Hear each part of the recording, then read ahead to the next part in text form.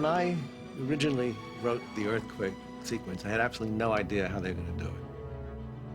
I knew how we could do all the water stuff, but I had no idea how we were going to do the earthquake.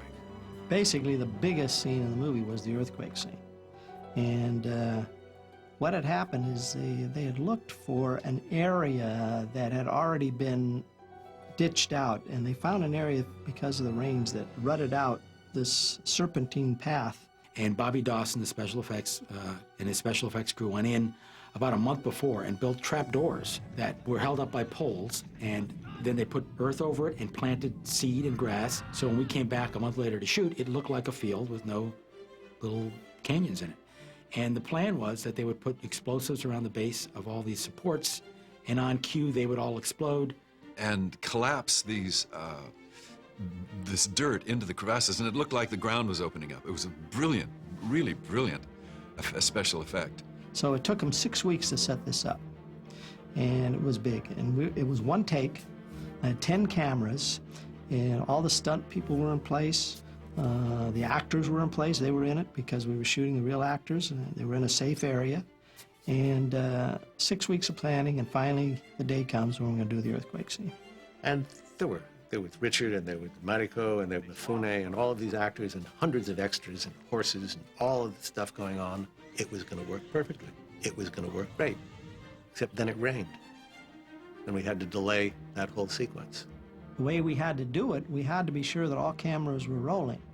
So we'd call out camera 1, and he'd say, camera 1 rolling, camera 2 rolling, so forth. And by the time we got down to camera 10, of course, camera 1 had rolled off 500 feet of film, but we didn't care because it was one shot. So we actually rolled the cameras, first take, and Jerry yelled action, and Bobby Dawson hit the effects, and you felt the earth shaking and heard the explosions, and nothing dropped. Cut, cut. All right, reload the cameras. That was number 1. Bob, what happened? He said, yeah, I don't know. I couldn't figure it out. I said, okay, well, you know, the lights goes at 3:30, and by now it's 2. I said, we got an hour and a half. Go. Well, we'll do another take. Okay. He says, let me go underneath my opening, and I'll check it out. He comes back there. I said, well, what happened? He says, well, you know, when we put the dirt on and it rained over the last couple of weeks, the dirt was like cement. So the charges went, but it didn't release because it was too hard. He says, I'll have my guys put the new charges in. We'll do it again. So we had to go away, and Bobby and his crew had to get in there and dig all of this stuff out, reset the weak knees, and re-rig the primer cord. Well, we moved the crew to another part of the field. We thought it would take a couple hours.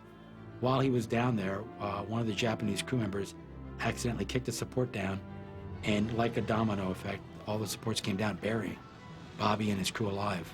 The scary part about that was that everyone ran forward to see what was happening, and Bob was underneath that piece of ground where everyone was looking.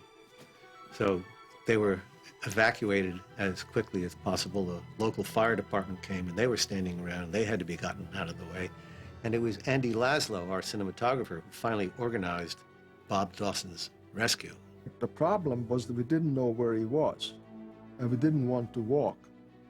So we started to left, and by this time I heard him moan and calling out, "Get this thing off of me," is what he said. Luckily, he had an air pocket, and he was on his stomach, which meant the dirt was on his back.